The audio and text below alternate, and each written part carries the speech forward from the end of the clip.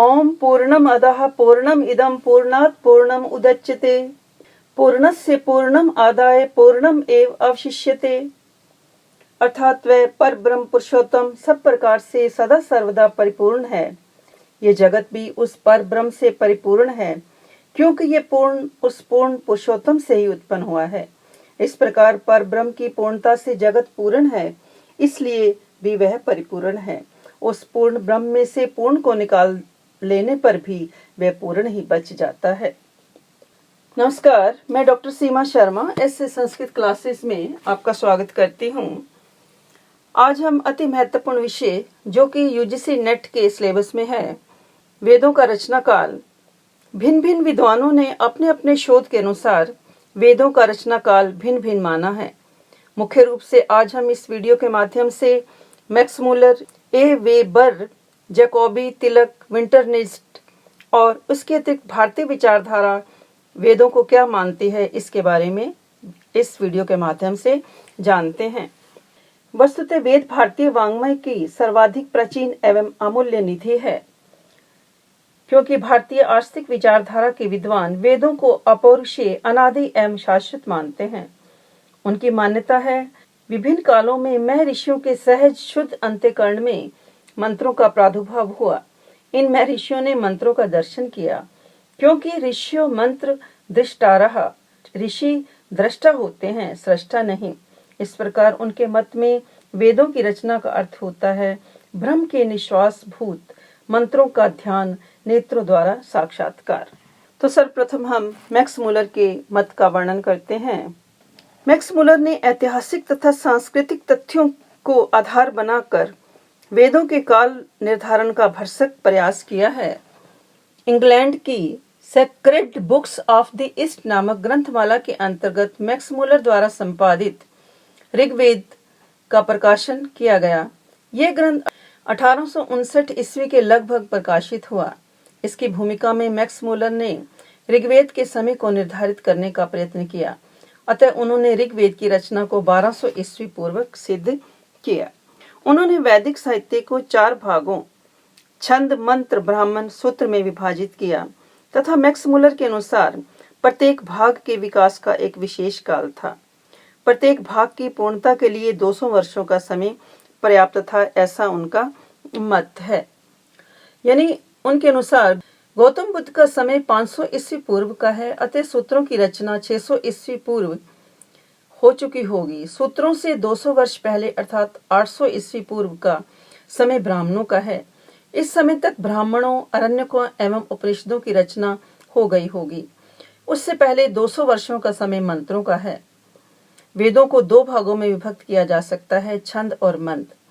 मंत्रों की रचना और विकास उससे पहले 200 वर्षों में अर्थात 1000 ईस्वी पूर्व तथा छंदों की रचना उससे भी 200 वर्ष पहले अर्थात 1200 ईस्वी में हो गई होगी। अतः ऋग्वेद में प्राचीनतम छंद और मंत्र हैं। मैक्स मूलर के अनुसार वेदों का रचना काल 1200 ईस्वी पूर्व माना जाना चाहिए। मैक्स मूलर के मत का समर्थन विल्सन, कीथ, कोलब्रुक आदि विद्वानों ने भी किया है। डॉक्टर ए वेबर ने अपनी भारतीय साहित्य का इतिहास नामक पुस्तक में वैदिक साहित्य को अत्यंत प्राचीन स्वीकार किया है तथा उनके अनुसार वेदों का रचना काल 1500 ईस्वी पूर्व से लेकर 1200 ईस्वी पूर्व लगभग माना जाता है। जर्मनी के निवासी जैकोबी महोदय ने ज्योतिष गणना के आधार पर वेदों का रचना काल 4500 ईस्वी पूर्व सिद्ध किया है। उनका कहना है कि कल्प सूत्रों में विवाह के प्रकरण में ध्रुव इव स्थिरा भव वाक्य आया है। इसका अभिप्राय है कि ध्रुव तारा उस समय अधिक चमकीला और स्थिर रहा होगा। यह स्थिति 2000 ईस्वी पूर्व की हो सकती है। ब्राह्मण ग्रंथों में कृतिका नक्षत्र में वसंत संपात का उल्लेख है। गणना द्वारा यह समय 2500 ईस्वी पूर्व का प्रतीत होता है। इस प्रकार ब्राह्मण ग्रंथों और कल्प सूत्रों का समय 2700 ईस्वी पूर्व तथा 2500 ईस्वी पूर्व के लगभग रहा होगा और वेदों का रचना काल जो है 4500 ईस्वी पूर्व माना जाना चाहिए। बाल गंगाधर तिलक का मत। ज्योतिष के आधार पर लोकमान्य बाल गंगाधर तिलक ने ऋग्वेद का रचना काल 6500 ईस्वी पूर्व स्वीकार किया है। उनका कहना है कि ब्राह्मण काल में नक्षत्रों की गणना कृतिका नक्षत्र से होती थी। तथा उस समय दिन और रात बराबर होते थे। यह समय 6500 वर्ष पहले का है। अतः ऋग्वेद के मंत्रों का रचना काल 6500 ईस्वी पूर्वक होना चाहिए। विंटरनिट्ज ने ब्राह्मण ग्रंथों पाणिनि व्याकरण की संस्कृत भाषा के साथ वैदिक भाषा की समानता को देखते हुए वेदों का रचना काल जैकोबी तथा बाल गंगाधर तिलक द्वारा निर्धारित तिथि 4500 ईस्वी पूर्व से 6000 ईस्वी पूर्व स्वीकार किया है। भारतीय परंपरागत विचार। भारतीय परंपरागत विद्वानों का विचार है कि वेद नित्य हैं और सृष्टि के आरंभ से ही वेदों का आविर्भाव हुआ। ऋग्वेद का पुरुष सूक्त वेदों की उत्पत्ति के लिए स्वयं प्रमाण है। तस्मात् यज्ञात् सर्वभूतैः ऋचैः समानि जज्ञिरे छंदांसि जज्ञिरे तस्मात् यजु तस्मात् अजायत।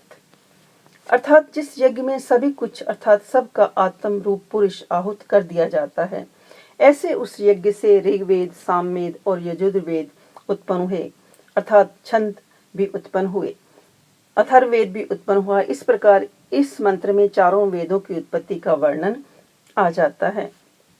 भारतीय परंपराओं के अनुसार वेदों को ईश्वरीय ज्ञान माना गया है। वैदिक ज्ञान नित्य है एवं सृष्टि की रचना के आदि में ईश्वर ने वैदिक ज्ञान का आविर्भाव किया। वेदांत दर्शन के अनुसार वेद अनादि और अपौरुषीय ज्ञान है जो प्रलय के बाद भी बना रहता है एवं सृष्टि के आदि में पुनः ईश्वर के द्वारा आविर्भूत होता है।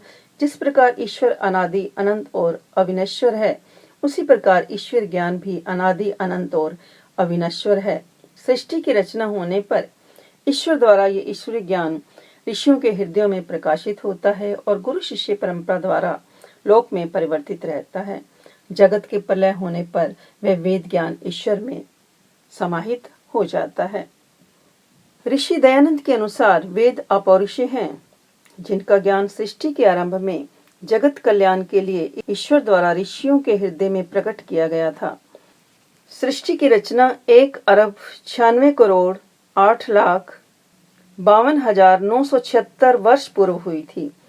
ईश्वरीय ज्ञान के आधारभूत वेद साहित्य भी उतना ही प्राचीन है।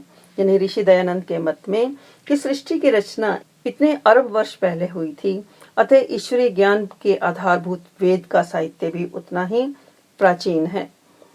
यदि आप ऐसे संस्कृत चैनल पर नए हैं तो चैनल को लाइक, सब्सक्राइब और शेयर करें। और यदि आप कुछ सर्च करना चाहते हैं, जैसे आप आज हम वेदों का रचना काल कर रहे हैं, तो इसके साथ आप ऐसे संस्कृत लिखेंगे तो आप पूरा चैनल देख सकते हैं।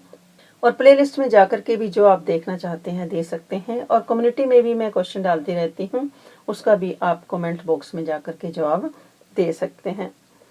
तो ब्राह्मणों, आरण्यकों, उपनिषदों, सूत्र साहित्य तथा पुराणों में वेदों को अपौरुषेय, नित्य एवं ईश्वरीय कृति कहा गया है।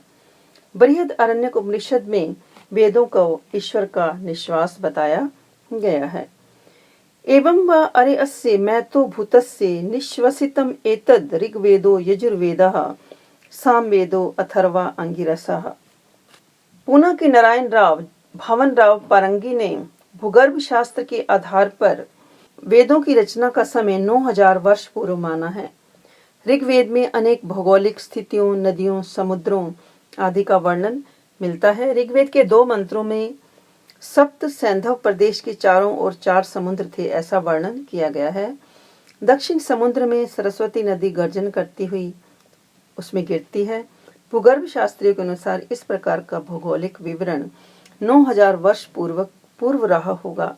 अतः पारंगी ने ऋग्वेद का काल 9000 वर्ष पहले का ही निर्धारित किया है। 6 दर्शनों ने भी पूर्व मीमांसा, उत्तर मीमांसा, सांख्य योग, न्याय विशेषिक एवं वेद के भाष्यकारों ने वेद को अपौरुषेय माना है। न्यायिकों का मानना है कि सृष्टि के आदि में ईश्वर की निश्वास वायु से वेदों की उत्पत्ति हुई। इस प्रकार परंपरागत विद्वान वेदों को नित्य स्वीकार करते हैं, अपौरुषेय मानते हैं। तो यहाँ वेदों का रचना काल ये पेपर में आपका नेट का जो पेपर होता है उसके लिए आ जाता है। तो अलग अलग विद्वानों ने वेदों का रचना काल क्या माना है। जैसे आपको पेपर में क्वेश्चन आ जाए, मैक्स मूलर के अनुसार वेदों का रचना काल क्या है, तो ऑप्शन में आ गया 1200 ईस्वी पूर्व, 1500 ईस्वी पूर्व, 2000 ईस्वी पूर्व, 4000 ईस्वी पूर्व। तो आपका आंसर क्या होगा, 1200 ईस्वी पूर्व। इसी प्रकार भारतीय विद्वानों ने वेद को क्या माना है? अपौरुषेय, नित्य, अनश्वर। क्या माना है? भारतीय विद्वानों ने वेद को अपौरुषेय माना है, यानी ये किसी पुरुष की कृति नहीं है, अपितु क्या है? ईश्वर की कृति है। यानी जो हमारे सारे वेद हैं ये किसके द्वारा रचे गए हैं? एक ईश्वर के द्वारा ही, पर ब्रह्म के द्वारा ही रचे गए हैं, क्योंकि ईश्वर ही इस सृष्टि का क्या है? नियामक है। इस ईश्वर ही, पर ब्रह्म ही इस सृष्टि को बनाने वाला है, संहार करने वाला है और अपने अंदर समेटने वाला है। तो आज के लिए इतना ही। धन्यवाद। जय हिंद, जय भारत।